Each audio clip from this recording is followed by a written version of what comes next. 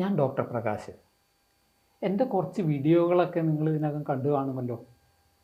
അത് കണ്ടവരിൽ നിന്നും ഒരുപാട് ചോദ്യങ്ങൾ, നിർദ്ദേശങ്ങൾ ഒക്കെ വന്നിട്ടുണ്ട്. ആ കാര്യങ്ങളൊക്കെ ഒന്ന് സോർട്ട് ചെയ്തിട്ട് അതിലെന്നെ സഹായിക്കാൻ വേണ്ടി സൗമ്യ കൂടിയുണ്ട്. സൗമ്യ, അതിൽ പ്രധാനപ്പെട്ട കാര്യങ്ങളൊക്കെ ഒന്ന് ചോദിക്കൂ. ഡോക്ടർ കൂടുതലായിട്ടും കണ്ടുവരുന്നത് പ്രസവാനന്തര രക്ഷയെക്കുറിച്ചിട്ടാണ്. അതിനെക്കുറിച്ച് ഡോക്ടർ ഒന്ന് വിശദീകരിക്കാമോ? ഇതൊരു നല്ല ചോദ്യമാണ്. ഒരു പെൺകുട്ടി പ്രസവിക്കുക എന്ന് പറയുന്നത് സ്വാഭാവികമായി സംഭവിക്കുന്ന ഒരു കാര്യമാണ്. എന്നാൽ അവൾ ഗർഭം ധരിച്ച് അവളുടെ ഉദരത്തിൽ ഒരു പുതുജീവൻ സാവകാശത്തിൽ വലുതായി വലുതായി വരുമ്പോൾ ഒരുപാട് പ്രശ്നങ്ങൾ നേരിടേണ്ടതായിട്ട് വരും. വയറിൻ്റെ ഉള്ളിലെ സ്പേസ് പോരാതായിട്ട് വരും. രക്തക്കൊല്ലുകൾക്ക് കൂടുതൽ സമ്മർദ്ദം വരും. രക്തോട്ടത്തിൽ ചില തടസ്സങ്ങൾ വരും. ഉള്ളിലുള്ള അവയവങ്ങളൊക്കെ ഞെങ്ങി ഞെരുങ്ങുന്ന അവസ്ഥയിലേക്ക് പോകും. ഇതിനേക്കാളൊക്കെ ഉപരിയായിട്ട് ശരീരത്തിൻ്റെ മുൻഭാഗത്താണ് ഈ കുട്ടിയുടെ വെയിറ്റ് കൂടുന്നതിനനുസരിച്ചുള്ള സമ്മർദ്ദം വരുന്നത്. അപ്പോൾ സ്വാഭാവികമായും ശരീരത്തിൻ്റെ ഇക്വിലിബ്രിയം നഷ്ടമാകും. ഇതൊക്കെ ഗർഭാവസ്ഥയിലുണ്ടാകുന്ന പ്രധാന പ്രശ്നങ്ങളാണ്. ഈ പ്രശ്നങ്ങൾ പ്രസവത്തിന് ശേഷം ആ യുവതിയിൽ ഭാവിയിൽ പ്രശ്നങ്ങൾ ഉണ്ടാക്കാതിരിക്കാനാണ് പ്രസവരക്ഷ ആവശ്യമായിട്ട് വരുന്നത്. ആയുർവേദം ഇതിനെ പ്രസൂതി പരിചരണം എന്ന രീതിയിൽ വേണ്ടതുപോലെ വിശദീകരിച്ചിട്ടുണ്ട്. ഈ വിശദീകരണവും ആധുനിക ശാസ്ത്രത്തിൻ്റെ ദൃഷ്ടിയിലുള്ള ആ വിലയിരുത്തലുകളും പരസ്പരം വിരുദ്ധമൊന്നുമല്ല. ഡോക്ടർ പ്രസവരക്ഷയെക്കുറിച്ച് ഡോക്ടർ ഇപ്പോൾ പറഞ്ഞു, അത് അത്യാവശ്യമാണെന്ന് പറഞ്ഞിരുന്നു. അത് എപ്പോഴാണ് തുടങ്ങേണ്ടതെന്നൊരു സംശയമുണ്ട്. ഡോക്ടർ അതിനെക്കുറിച്ചൊന്ന് വിശദീകരിക്കാമോ? പ്രസവരക്ഷ പ്രസവാനന്തരം ചെയ്യേണ്ടതാണ്. അതിലാർക്കും സംശയമില്ലല്ലോ. പ്രസവം ഈ കാലത്ത് സാധാരണയായി ആശുപത്രികളിലാണ് നടക്കുന്നത്. ചിലപ്പോൾ അത് സാധാരണ രീതിയിലുള്ള പ്രസവമാവും, മറ്റ് ചിലപ്പോൾ സിസേറിയൻ ആകാം.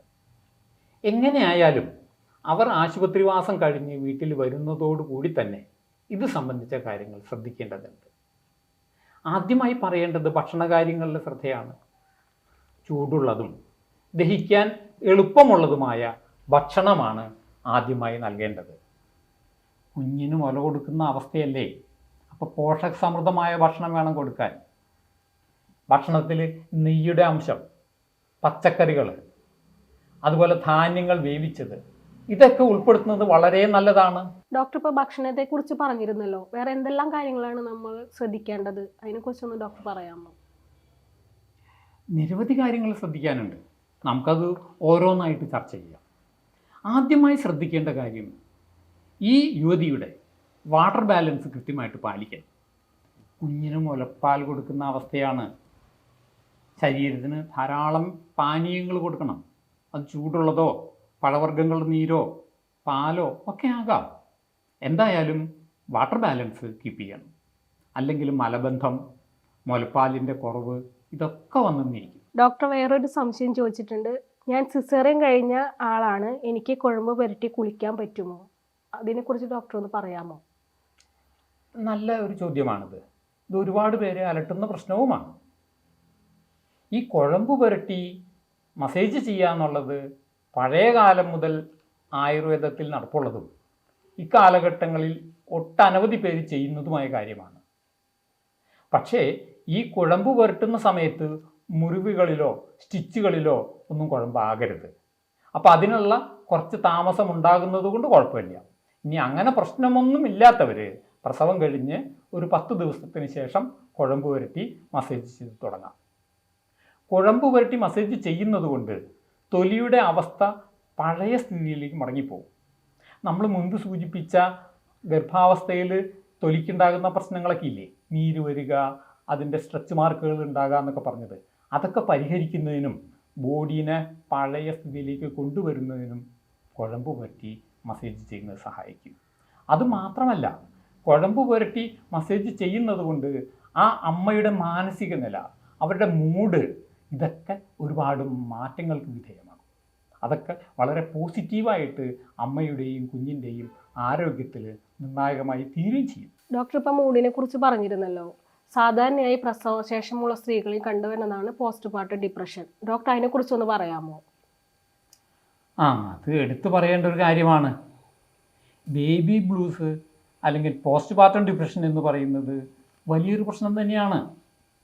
പല പുതിയ അമ്മമാരിലും ഒരു കാരണവും കൂടാതെ സങ്കടപ്പെടുക, പിന്നെ ചിലപ്പോൾ സന്തോഷപ്പെടുക, ചിലപ്പോൾ ഒന്നും ഒരു കാരണവുമില്ലാതെ കരയുക, ചിലപ്പോൾ ഉറങ്ങാതിരിക്കുക, ടെൻഷൻ അടിക്കുക. ഇതൊക്കെ പോസ്റ്റ്മോർട്ടം ഡിപ്രഷൻ്റെ ലക്ഷണങ്ങളാണ്. ഇതിൻ്റെ കാരണങ്ങൾ എന്താണെന്ന് മുഴുവൻ വിലയിരുത്താൻ ഇന്ന് വരെ ശാസ്ത്രത്തിന് കഴിഞ്ഞിട്ടില്ല. കാരണം ഇത് പലരിലും പല തരത്തിലും പല രൂപത്തിലുമാണ് പ്രത്യക്ഷപ്പെടുന്നത്. പക്ഷേ ഇതിനൊക്കെ പരിഹാരം കാണാൻ വേണ്ടി കുഴമ്പ് പരട്ടി മസാജ് ചെയ്യുന്നത് കൊണ്ട് വളരെ ഗുണം കിട്ടുന്നുണ്ട്. ഡോക്ടർ, അടുത്തൊരു സംശയമാണ് ഒരാളുടെ. ഞാൻ പ്രസവം കഴിഞ്ഞ് ഇപ്പോൾ വീട്ടിൽ എത്തിയിട്ടുള്ളൂ. പ്രസവാനന്തരം എന്തെങ്കിലും ലേഹ്യം കഴിക്കുന്നതുകൊണ്ട് ഗുണമുണ്ടോ? ഡോക്ടർ അതിനെക്കുറിച്ചൊന്ന് പറയാമോ? ഇത് നല്ലൊരു ചോദ്യം തന്നെയാണ്, നല്ല സംശയമാണ്. കാരണം പഴയ കാലം മുതൽ തന്നെ പ്രസവരക്ഷയുടെ ഭാഗമായിട്ടുള്ളതാണ് ലേഹ്യങ്ങളൊക്കെ ഉണ്ടാക്കി കഴിക്കുക എന്നുള്ളത്.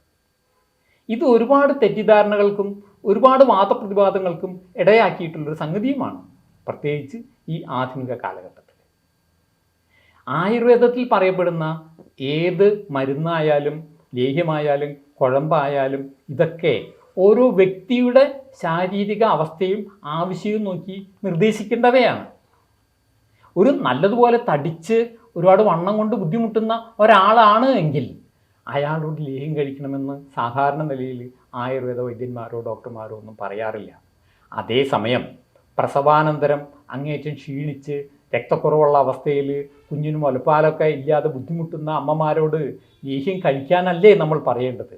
കാരണം അവരുടെ ആരോഗ്യത്തിൻ്റെ പുഷ്ടിമ വീണ്ടെടുക്കുന്നതിനും കുഞ്ഞിന് ആവശ്യത്തിന് മുലപ്പാൽ കിട്ടുന്നതിനും ഇപ്രകാരമുള്ള ലേഹ്യങ്ങൾ തീർച്ചയായും സഹായിക്കും. ഡോക്ടർ, അടുത്തൊരു സംശയമാണ്. ഞാനിപ്പോൾ പ്രസവം കഴിഞ്ഞ ഒരു ആരോഗ്യവതിയായ സ്ത്രീയാണ്. പക്ഷേ എനിക്ക് കുട്ടിക്ക് കൊടുക്കുവാൻ ആവശ്യത്തിന് മുലപ്പാലില്ല. ഇതിന് എന്തെങ്കിലും പ്രതിവിധിയുണ്ടോ ഡോക്ടർ? ഡോക്ടർ അതിനെക്കുറിച്ചൊന്ന് വിശദീകരിക്കാമോ? ഇത് സാധാരണ കണ്ടുവരുന്ന ഒരു പ്രശ്നമാണ്. അമ്മയുടെ ആരോഗ്യം ശരിയാണ്, പക്ഷെ കുഞ്ഞിന് വേണ്ടത്ര മുലപ്പാലില്ല. അപ്പോൾ മുലപ്പാൽ ഇല്ലാണ്ടാകുന്നതിന് അല്ലെങ്കിൽ മുലപ്പാൽ ഗ്രന്ഥികൾ വേണ്ടതുപോലെ പ്രവർത്തിക്കാതിരിക്കുന്നതിന് എന്താണ് കാരണമെന്ന് നമ്മൾ അന്വേഷിക്കണം. ഈ മുലപ്പാൽ ഗ്രന്ഥികൾ വേണ്ടതുപോലെ മുലപ്പാൽ ഉൽപ്പാദിപ്പിച്ച് കഴിഞ്ഞാൽ ആ ഗ്രന്ഥികൾ കംപ്ലീറ്റ് അതിലുള്ള പാല് മുഴുവൻ കുട്ടി വലിച്ചു കുടിച്ച് തീർക്കണം. അതിൽ പാല് അവശേഷിച്ച് കിടക്കുകയാണെങ്കിൽ ആ മുലപ്പാൽ ഗ്രന്ഥികളുടെ പ്രവർത്തനം വേണ്ട രീതിയിൽ നടക്കില്ല. അപ്പം അത് എംറ്റി ആക്കി എടുക്കുക എന്നുള്ളത് പ്രധാനപ്പെട്ട കാര്യമാണ്.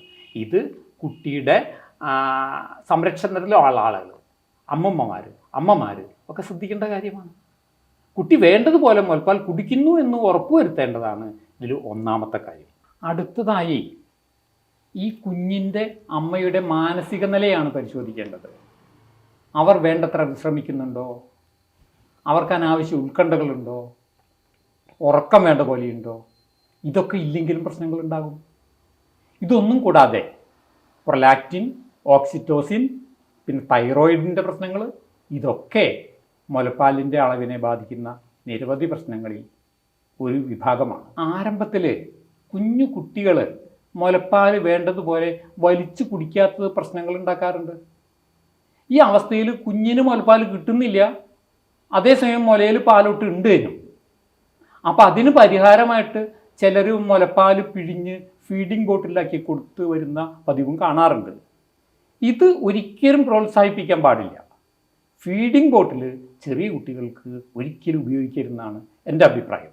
കാരണം അവർക്ക് എളുപ്പത്തിൽ ഫീഡിംഗ് ബോട്ടിൽ വഴി മുലപ്പാൽ കിട്ടുന്ന അവസ്ഥയുണ്ടെങ്കിൽ ആ കുട്ടി ഒരു ദുശീലം പഠിക്കും. അവരൊരിക്കലും ബുദ്ധിമുട്ടി മുലപ്പാൽ തേടുന്നതിന് ശ്രമിക്കില്ല. ഇത് മുലപ്പാലിൻ്റെ അളവിനെ കുറയ്ക്കുക തന്നെ ചെയ്യും. നാലാമതായി ഒരു പ്രശ്നം കൂടിയുണ്ട്. ഈ അമ്മമാർ മുലപ്പാൽ കൊടുക്കുക എന്ന് പറയുന്നത് ഒരു പ്രത്യേക പ്രതിഭാസം തന്നെയാണ് എന്നാണ് ഞാൻ പറയുക.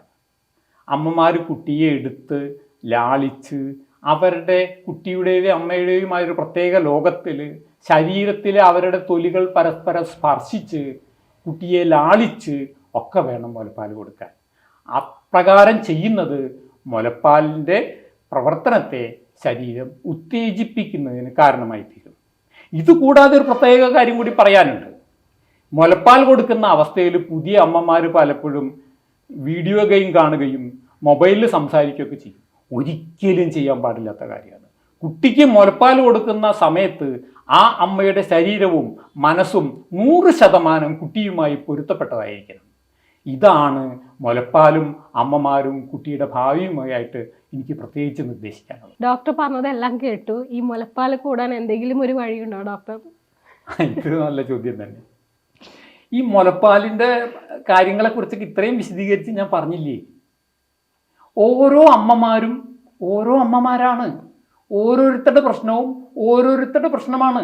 ഇത് പരസ്പരം തുലനം ചെയ്യുന്നതിനോ വേർതിരിച്ച് കാണുന്നതിനോ പറ്റില്ല. അതിനാണല്ലോ ഡോക്ടർമാരുടെ സേവനം നമുക്ക് ആവശ്യമായിട്ട് വരുന്നത്. ഓരോരുത്തരുടെയും അവസ്ഥ പ്രത്യേകം മനസ്സിലാക്കി അവരുടെ ആവശ്യങ്ങൾ മനസ്സിലാക്കി അവർക്ക് വേണ്ടത് നിർദ്ദേശിക്കാൻ എപ്പോഴും ഡോക്ടർമാരുടെ സഹായം ആവശ്യമായിട്ട് വരും. നിങ്ങൾക്കിതുമായിട്ട് എന്തെങ്കിലും സംശയങ്ങളുണ്ടെങ്കിൽ നേരിൽ എന്നെ വിളിക്കാവുന്നതാണ്. വേണ്ട ഉപദേശ നിർദ്ദേശങ്ങൾ ഞാൻ തരുന്നതുമാണ്. പിന്നെ എടുത്തു പറയട്ടെ, ചേറ്റിപ്പറമ്പിൽ ആയുർ പ്രൊഡക്ട്സ് പ്രസവരക്ഷയ്ക്ക് വേണ്ടിയും മുലപ്പാൽ വർദ്ധിക്കുന്നതിന് വേണ്ടിയും ചില ഉൽപ്പന്നങ്ങൾ ഇറക്കിയിട്ടുണ്ട്. അതിലൊന്നാണ് പ്രസൂതി രക്ഷാകൽപ്പം, മറ്റൊന്നാണ് പൂക്കുല രസായനം. ഇതൊക്കെ നിങ്ങളുടെ മുമ്പിൽ ഞാൻ പരിചയപ്പെടുത്തുകയാണ്. ഡോക്ടർ, അടുത്തൊരു സംശയമാണ്. 2 കുട്ടികളുള്ള അമ്മയാണ് ഞാൻ. രണ്ടും എനിക്ക് സിസേറിയൻ ആയിരുന്നു. ഈ സിസേറിന് ശേഷം എനിക്ക് വിട്ടുമാറാത്ത തണ്ടൽ വേദനയാണുള്ളത്. അതിനെക്കുറിച്ച് ഡോക്ടർ ഒന്ന് പറയാമോ? ഇത് ഒരുപാട് പേരെ അലട്ടുന്ന പ്രശ്നമാണ്. ഇത് പ്രസവവുമായിട്ട് മാത്രം ബന്ധപ്പെടുത്തണ്ട. തണ്ടൽ വേദന ഇന്ന് ഒരുപാട് പേരുടെ പ്രശ്നമാണ്. പ്രസവാനന്തരം തണ്ടൽ വേദന ഉണ്ടാകുന്നു എന്നുള്ളത് വേറൊരു പ്രത്യേകതയുമാണ്. ഞാൻ മുൻപ് വീഡിയോയുടെ തുടക്കത്തിൽ പറഞ്ഞില്ലേ, ഈ ഗർഭാശയം വളർന്ന് വലുതാവുന്നതോടുകൂടി നട്ടെല്ലിന് ഒരു വലിച്ചിൽ വരുമെന്ന് പറഞ്ഞില്ലേ, ഇക്വിലിബ്രിയത്തിൽ മാറ്റം ഉണ്ടാകുമെന്ന് പറഞ്ഞില്ലേ. അതിൻ്റെയൊക്കെ ഫലമായിട്ടും പിന്നെ സിസേറിയനൊക്കെ നടത്തുമ്പോൾ ചില ഇഞ്ചക്ഷനുകളൊക്കെ എടുക്കുന്നതിൻ്റെ ഭാഗമായിട്ടൊക്കെ തണ്ടലിന് ചിലപ്പോൾ വേദന കണ്ടെന്ന് വരും. അതൊന്നും അത്ര വലിയ പ്രശ്നമായിട്ട് എടുക്കേണ്ടതില്ല. കൃത്യമായ പരിചരണവും അതിന് വേണ്ട സംരക്ഷണമൊക്കെ കൊടുത്തു കഴിഞ്ഞാൽ അത് ദൂരീകരിക്കാവുന്ന കാര്യമാണ്. എങ്കിലും ഇത് വളരെ വിശാലമായൊരു വിഷയമാണ്. ഞാൻ പറഞ്ഞില്ലേ, ഗർഭിണികളിലോ പ്രസവിച്ച ആളുകളിലോ മാത്രമല്ല, നിരവധി ആളുകളിൽ തണ്ടൽ വേദന എന്നൊരു വലിയ പ്രശ്നമാണ്. അതെല്ലാം കൂടിയും കുറേ ചോദ്യങ്ങളുണ്ടല്ലോ. അതെല്ലാം കൂടി നമുക്ക് അടുത്ത എപ്പിസോഡിൽ പറയാം.